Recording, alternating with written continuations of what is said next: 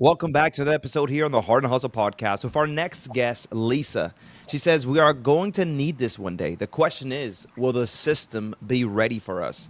You didn't just arrive as a CEO, Lisa. You grew up in the mission for 17 years. And what made you stay with the organization for nearly 2 decades when you thought you only be doing juvenile criminology? Thanks for having me today. And when I think about the journey over the last 17 years, I realize that just seeing, the look on the seniors' faces when we arrived at the home, when I started out as a care manager, actually, and that 30 minutes spending in the home with this person and seeing them and the difference that it made, impacting loneliness, them looking forward to the next visit, just made me realize that I do have a voice and a method to impact folks, and especially the folks that don't have a voice for themselves. So, there's so much to say about that, but I can tell you the journey has been rewarding, well worth it, and just thinking about all the folks that, I've come across over the years has kept me going. And how does stepping into that CEO role different when you've lived every layer of the organization? Yeah, well, now I have you know, I'm blessed, I would say. I get to lead this organization of about 300 employees, serving over 7,000 Hoosiers, those with disabilities, and caregivers in central Indiana. So I get to have, that overarching mission. I get to keep folks motivated. I get to keep them moving towards, reminding them of the good that we're doing in the community and the fact that if we weren't here, it wouldn't get done. So, in my previous roles, care manager, very impactful, chief compliance officer, pretty black and white. So just being able to step outside of that in a I don't know. I don't want to undermine compliance, but it's definitely more rewarding to lead from the lens of the CEO seat. I can imagine that you're probably not as close to the front line as you would love, because that's probably where the, the great work is really being done, right? What do you miss about that frontline work? Well, actually, I miss seeing the smiles on the individuals' faces. I challenge my staff here to come to our all staff meetings with a smile. I'm like, bring a smile. Smiles, really motivate folks. So I miss seeing them in person. I do get to have a little bit, dip my toes in that a little bit at events like our Safe at Home event, where I get to interact with homeowners. But I just miss that personal interaction. I love it. And when it comes to the organization that you're in, there's so many organizations out like this, right? Every county in the U.S. probably has one, but most people don't know what it is until they actually need it. What is the simplest way to just kind of explain your mission of the organization to someone who's never heard of it? Yeah, so CICOA Aging and In-Home Solutions is kind of a tricky name just by the name itself. You don't know what we do most often, but we are actually the largest area agency on aging in central Indiana. There are 15 of us across the state, and we have the privilege of serving Marion County and the 7 surrounding counties, or we like to refer to them as our donut counties. Every state in the United States has a AAA, an area agency on aging. So it's the service where we receive, established in 1974. We've been doing this for 50 years. So it's an offshoot of the Older Americans Act, and so as an area agency on aging, we have a federal designation to receive those funds and then allot those funds out so that the services are realized in the community for those who need them. So, services for things like meals, whether it's home delivered meals, a congregate meal setting, things like home modifications and in-home services that help with activities of daily living like bathing, dressing, getting up and down from a chair, going to the doctor, transportation. It's just endless on what we can offer folks. I love that when we speak about, not really so much retirement, but when the elderly are going to need the assistance, that home care is seems like the way to go, right? Like so many people want to be at home, How is keeping people in their homes different and better than actually that facility care for many seniors? Well, I think the most important part of that is that giving the folks a choice on where they want to age. And we found that, statistics show 90% of older folks want to age in the place of their choice, whether that's at home with a family member, or some may choose an assisted living. But, the quality of care, the ability to have that.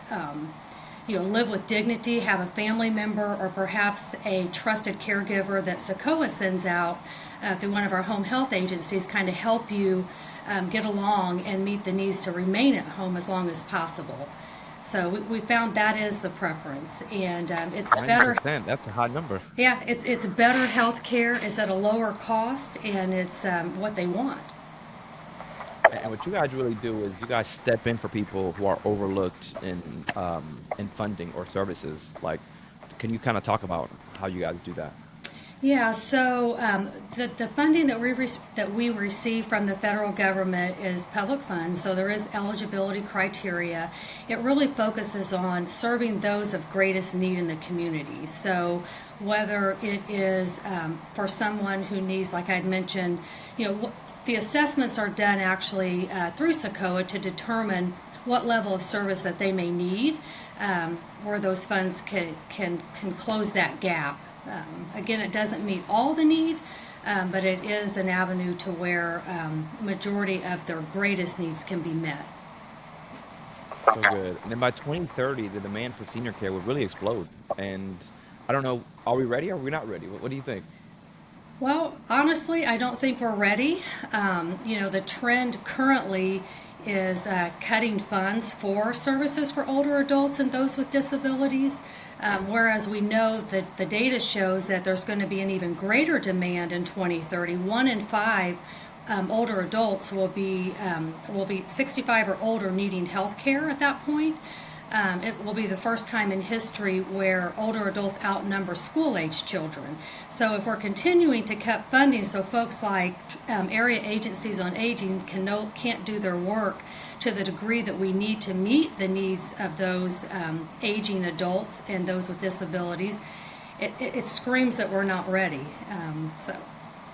How does the data say, or what does this data say actually about how we need to prepare and how fast? So I'm guessing if it's 2030, we should really be figuring it out now.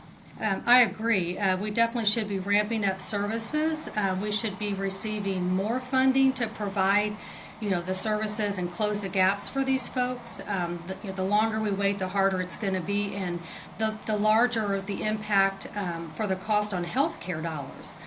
Currently, you had asked earlier, and I meant to mention that, for 1 year in a long-term care facility, it's approximately $80,000 that it costs. And so if we keep folks at home, it's approximately $50,000. So, there's a big difference for keeping folks at home. It's allowing us to do our job. It's what we do best, and it's what people want. So many people don't know about this line of work, right? Until we mention it's too late, or not that it's too late, but it's now your time and now you're here, or you have a parent that is their time and now we're here. I can imagine Lisa wanted to do something different. Or did you always, I think we've talked about criminology, like what's took you off that path? Well, I started off, as a bright-eyed college student, and I wanted the excitement. I wanted to help people, and I wanted the excitement behind it. So juvenile detention, juvenile criminology seemed to pique my interest at that time. Did it for a short time, but when I was invited to work here at CICOA, I think what happened is I related that back to my own experience. I was born to aging parents, so my mom was 42 when she had me. So, thinking that at some point over the years that, she's going to need help potentially. I think that kind of helped me move forward. I had a lot of elderly aunts and uncles, and I saw how they struggled. So, didn't know a lot about aging services, but I'm telling you, when I came to CICOA, I learned all I needed to know I was sold. I was not leaving. Here I am today, and so glad that I'm still making an impact on that population. I always love life experiences because they really teach you a lot. Like sometimes we don't understand why we're in a situation or why this is going on, but as you mentioned, like it truly just opened your eyes to something that you didn't know, but you wanted to know, right? And that's what it looks like when you're just kind of taking every step that just comes your way. You know, what is it? What's in it for me? And you learn so much, and it looks like you never left, Lisa. Um, if you could do this all over again, would you do anything different? That's a great question. I would say no. I feel like that my journey at CICOA has prepared me for where I am today. I've actually worked in basically each of the programs and operations here at one point or another. Director of the Meals and More program, so I had the frontline impact with home delivered meals and seeing how the nutrition really makes an impact on folks. So I would not do anything differently. I'm a woman of faith, and I firmly believe that, in the book of Esther, it talks about for such a time as this, and this is the time. And I really am excited to be a part of Sokoa's next chapter. And so, no, I would not do anything differently. Hey, real quick, if you're enjoying the podcast, we first want to say thank you. And we also just want to give you a little insight of what we're up to at Francis. Some don't even realize that we're working with organizations to help them use AI to create that real human communication experiences, whether that's actually supporting your families, those patients, or the entire community. We're actually creating tech that connects.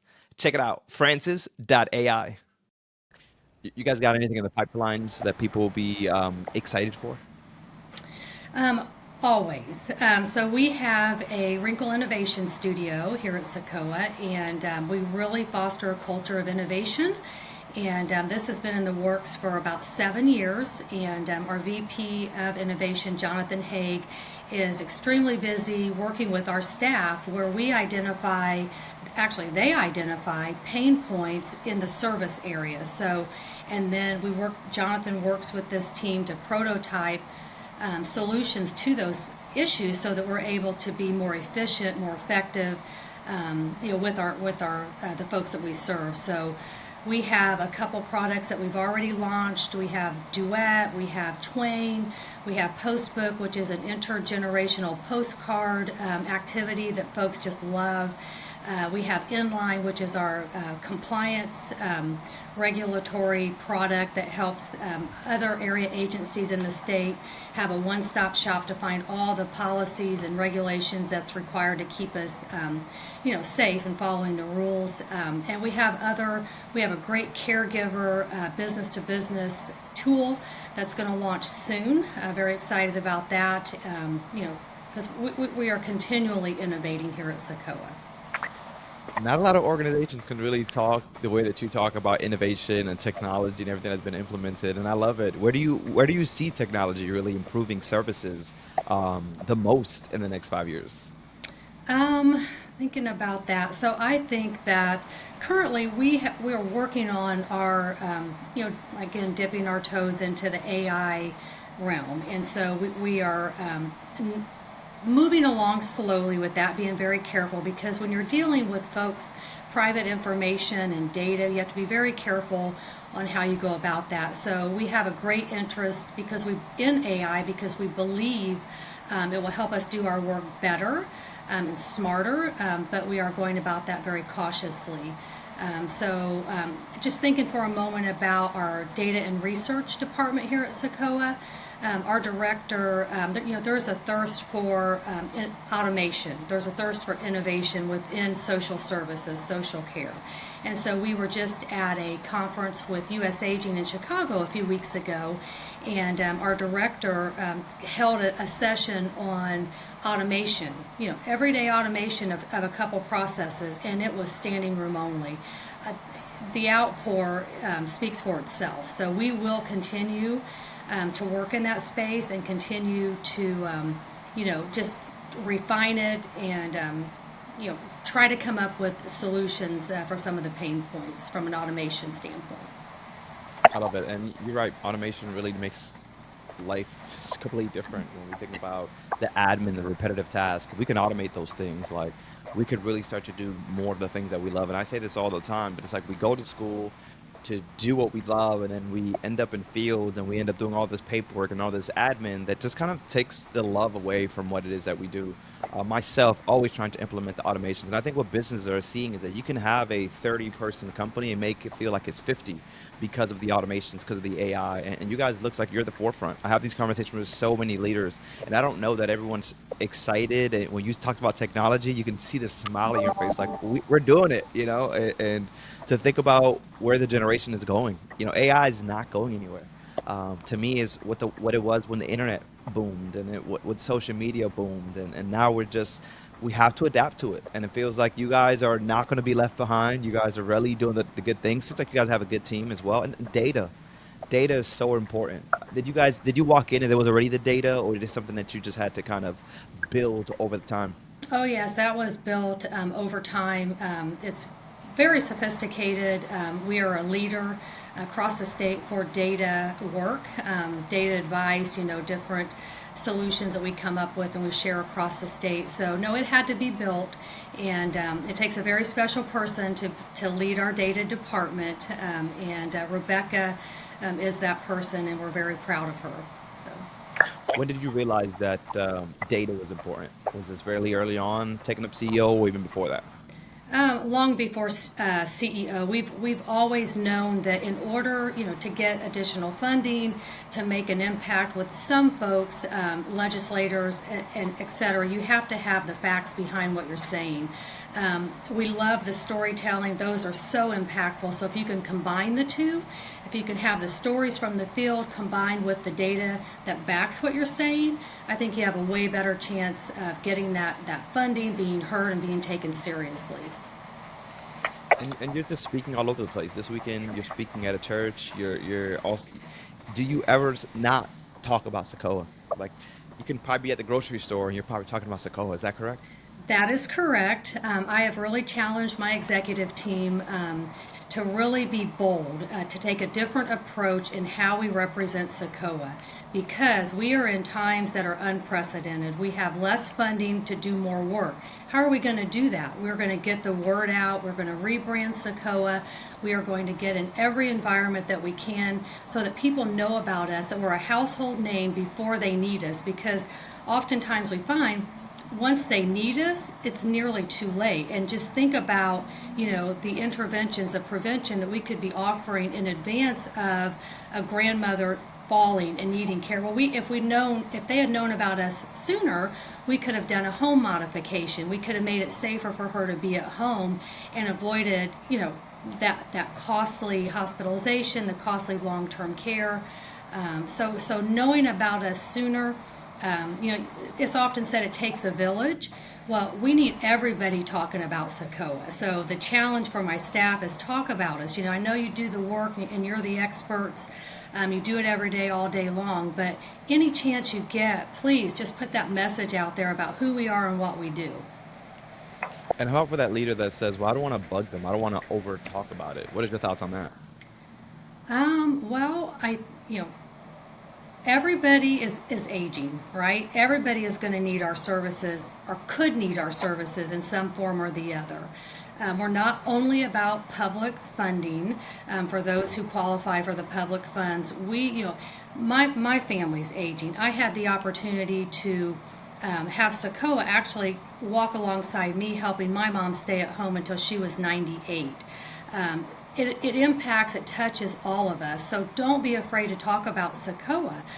Because again, if you only say SACOA, that doesn't tell people what we do. It's up to us to really, explain that our mission is to keep people, your loved ones, at home as long as possible, comfortable, happy, and healthy. And through all this, I can imagine you have to keep the morale high, right? Especially when the need keeps growing, but the dollars don't. How do you do that? Well, I think the primary way that I do that is to have I call it a realistic optimism. So my job is to take what is dealt to us that could be looked at as a challenge or a deficit and turn it into an opportunity. So always talking with others in the community for partnerships on how to stretch those dollars. We're better together. We're better together in the community. We're better together at CICOA, working hand in hand to serve as many folks as we can with less dollars. So, just you know, being that source of inspiration to the staff, but also it's critical that I'm transparent. It's critical that I share what I can, as soon as I can. We've been through a lot of changes, as you're aware, over this past year, and I think I receive a lot of feedback related to my transparency. I think it's refreshing. It's refreshing to staff. It's refreshing to funders. It's refreshing to those in the community, with whom I deal. So, just being that, again, you have to tell it like it is, but you also have to bring along a potential solution on how we're going to shift that, how we're going to take the lemons, again, cliche, take those lemons and make lemonade. So, Yeah. always trying and you know what else I do is that, I am the youngest of seven children. My older siblings are all brothers, and I had to survive. So, humor, and sometimes it's bad humor, is how I really keep folks engaged and let them know I'm real, let them know I'm here in the trenches with you. We all have the same mission, and so I think that helps staff relate. 100%. I think when you're authentically yourself and people can see that, it just makes it more comfortable to for them to be them, right? Because a lot of times you go into these companies and you want to walk on eggshells, and when you see a leader like yourself that is authentic and transparent, it makes everyone feel like, oh, she's another human just like us. And And I love that you keep that. sorry. Sorry about that. You can tell I'm very excited to talk about Sokoa, and having actually walked in the shoes of my care managers and my meals people, etc. I can confidently assure them and empathize with them on where they are. Granted, we have a lot more clients that we're trying to serve, like I said, with less dollars. So that is a little bit different from when I was frontline, but I think that goes a long way for the being approachable with them as well. 100%, because you never forgot where you came from. Right. And so many leaders could definitely, it happens time and time again where people get a title and they kind of lose their own identity because they're trying to become the CEO, whatever a CEO may look like. And it's like, it's just a title, right? But now you're really leading at a higher level. So of course there's some things that come with that, but it's never losing yourself while doing it. And I've seen some of the best leaders get promoted, and then I lose all respect for them because I'm like, wait a minute, it's almost like you forgot where you come from. And Lisa says, I never forget, and I love that. But I ask you, Lisa, this is some, as a leader, when you're the head of the table, you're pouring in, you're leading people. Who's helping you? Because sometimes it's hard to pour from that empty cup, and we're not taught to lead and pour into ourselves while pouring into others. So I can imagine that there's someone there. You talked about faith, so I can imagine there's always, God. I know there's probably a husband or significant other. Who else? Who else is pouring into you? Well, you captured most of it. I mean, I start every day in prayer and meditation. I rely on scriptures. I hold God to His promises, and that's my biggest source of strength. I also have a wonderful husband, and he is fortunate enough to work from home, so he's there when I need him, whenever I need him. I have three grown children, and they are all in this the service type industry for the help, for helping others. My son is a police officer, and my middle daughter works in healthcare, and my oldest daughter is a teacher of second graders, and so we are in constant communication. If I get a video of my 19-month-old grandson, that is a stress reliever. So it's a family affair. We all work together, to help mom. So, I love that. I want to talk about family. I think it's huge. So you come from a family of seven. So do I, believe it or not. I'm adopted in the sense, so life probably very different. But you said 7 kids, 6 boys. You're the youngest, Yes, and you happen to be the girl. absolutely. Yep. So you're protected. Your brothers always protected you as well, but you also had to defend yourself. I can only imagine, right? Being that younger sister.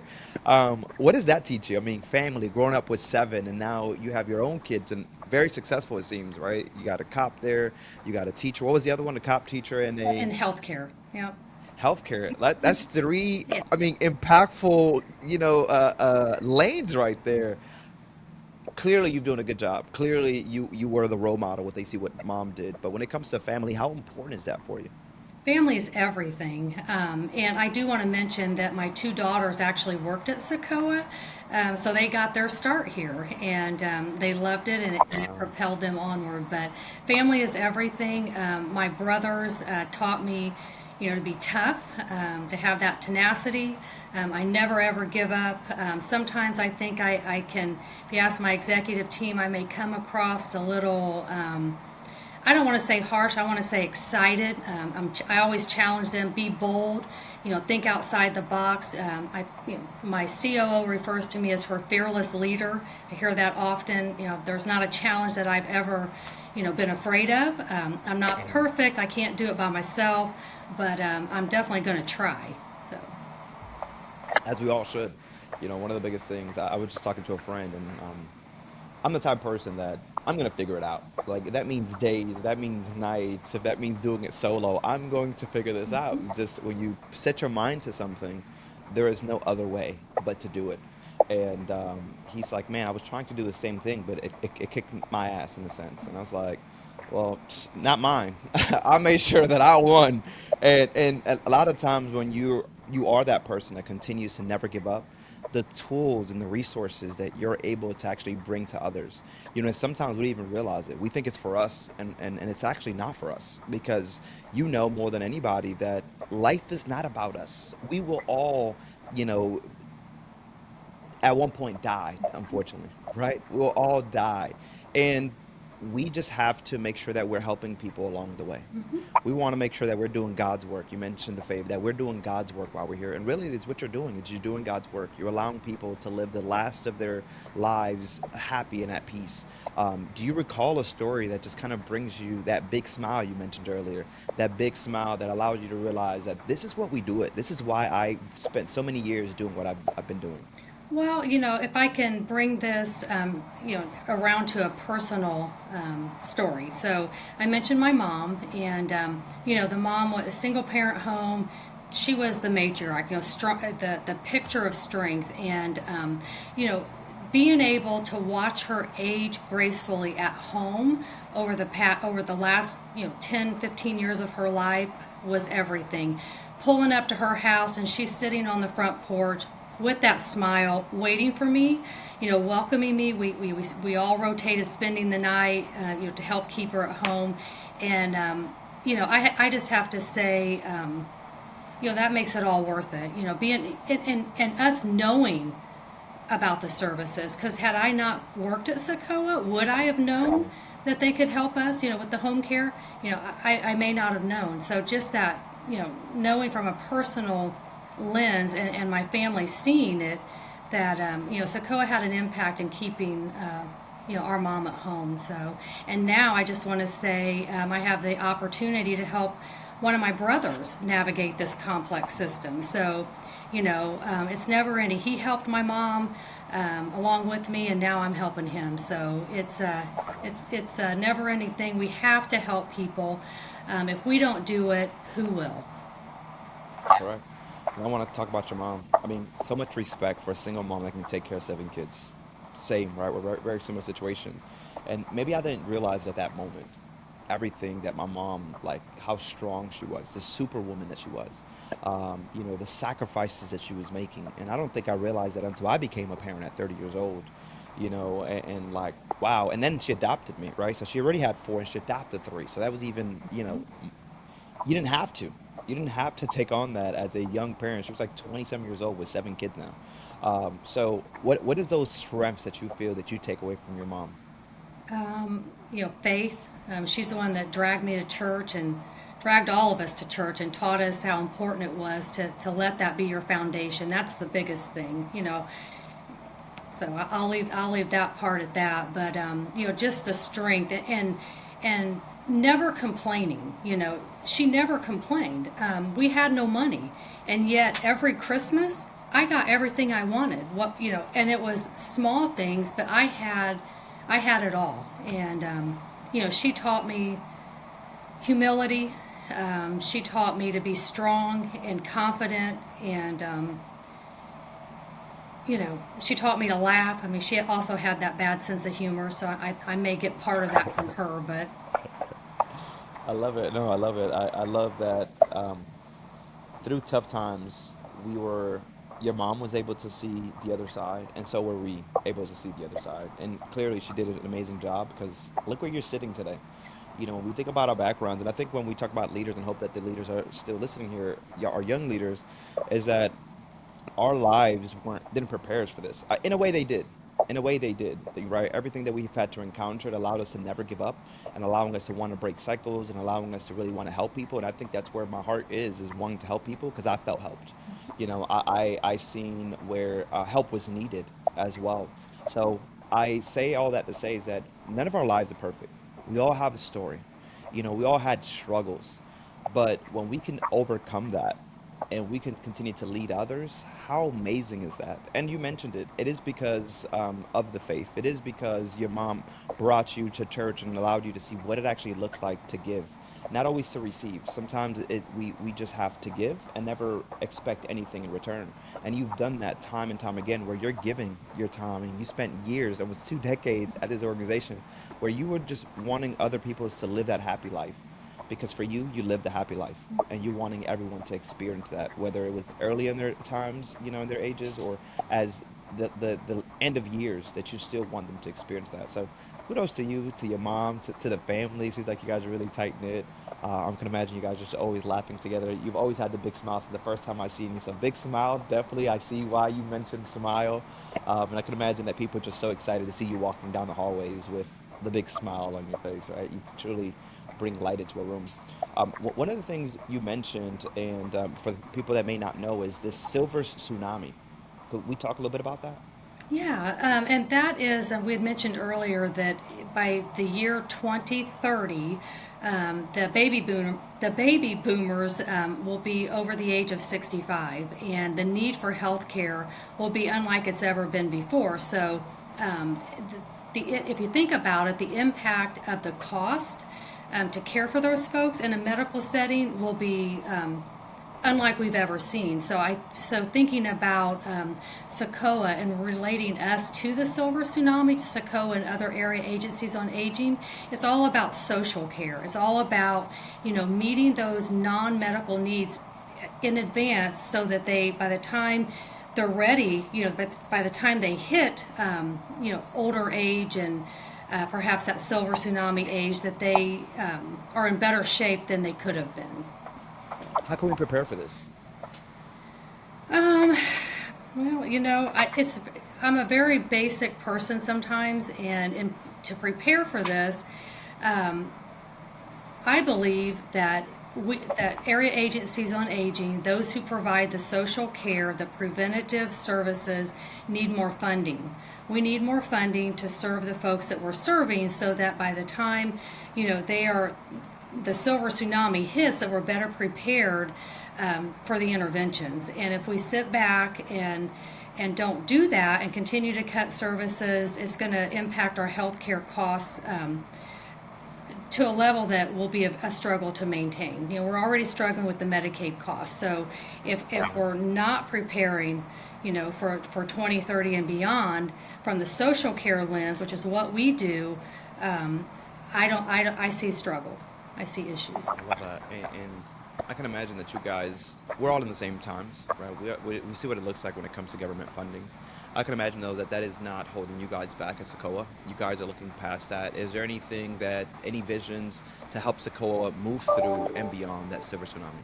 Absolutely. So CICOA is pivoting quickly to the changing funding cuts, and we have a focus to diversify our revenue. We have a new strategic plan that really focuses on the things that we do the best. So, community health workers, we're expanding that program, and these are individuals who actually reside in the communities where the individuals who need the help are. And so they're trusted navigators to help those folks make sure that their basic needs are met. We're expanding our caregiver support. So we're all going to be a caregiver. I mean, we're either a caregiver, we're going to be one, we've been one. It's touches us all in some way or another. So expanding those caregiver services is critical. We're also looking at expanding our home modifications and home accessibility programs so that we can help folks remain at home longer. And then key and really pivotal is our Flourish at Home private pay case management. So we are the experts. The staff here know they have answers for many issues that families are facing, and they don't know how to navigate those struggles, those challenges with aging parents, aging loved ones. So reaching out to CICOA. Anyone of any income level, we're here to help, and that helps us in return to increase and diversify our revenue, making us less reliant on the public funding. I love it. We're really at time here, and I would love to continue this conversation, but I know that you have plenty of other things to do, people to take care of. But before we get to this blind question, where can people find you personally? Is that on LinkedIn? But also the organization. Are you guys on social? What is the website so people that want more information? Yes, our website is www.cicoa.org. We are on all social media platforms, LinkedIn, Facebook, Instagram. So look us up, reach out to me directly. You can connect with me if you want to have a personal conversation. If you need more information on services, check out our website, and let me know what I can do to help you understand better how CICOA can help you, can help your neighbor, your loved ones. Also to mention, while you're on the website, there is a Donate Now button, and that's a really immediate way to help us increase those fundings in response to the cuts that we've experienced. And that's all, to keep our mission going and to serve the folks that matter, the folks of Central Indiana, the elderly, the aged, the disabled, those with, caregivers. They're the reason we're here. So help us keep it going. I appreciate it. So this is the blind question time. So what's that one senior you worked with early in your career who still really shapes how you lead today? And if you can give us the why behind it as well. Yeah, I'm thinking about one young lady that I had the opportunity to get to know over a period of a couple years, and watched her memory slowly decline. But she still remembered me when I came, and was very, the smile when I would arrive, and not just me. And these folks thrive on any of our folks going in the home, so it wasn't just me, but being able to see that smile, like I mentioned before, and then have her, make me a handmade refrigerator door towel. I still have it. It's a reminder of the days when I was frontline out there, interacting with these folks. So, and I can't give details about this lady, but she was inspirational. She talked about her family, kept her crafting going, tried to stay as active as she could around her house. So just being a part of that is really cool. Love it. I always love that we can go to a story just made us feel happy. Oh yeah. That allows us to lead in the ways that we do. Of course, you'll take that story forever. You'll take it to the grave with you. Lisa, what is your blind question to the next lead that we have here in the Heart and Hustle? My blind question is, if you had a blank check, to whom would you write that check and why? Wow, that's a really good question, Lisa. Lisa, it has been a really pleasure to really learn more about what CICOA is doing and the growth of CICOA. Seems like you're really taking this to new heights. You guys are already pivoting during a time that people are kind of in fear and kind of panicking. Seems like you're confident. You're not panicking. You are the leader that they deserve to have at CICOA, that keeps them aligned and say, hey, no worries on what's happening. We're going to overcome this. And I believe that if we can overcome the pandemic, these are times that we will be able to overcome as well. We just got to stay strong and have good leaders like yourself. So Lisa, thank you so much for the conversation. conversation. And if you guys are still watching, make sure you guys go ahead and connect with Lisa via LinkedIn, via their website. As she mentioned, any donation amount is needed at this time where fundings are being cut for our loved ones, for those that we love the most, that we want to just have that those times with at home.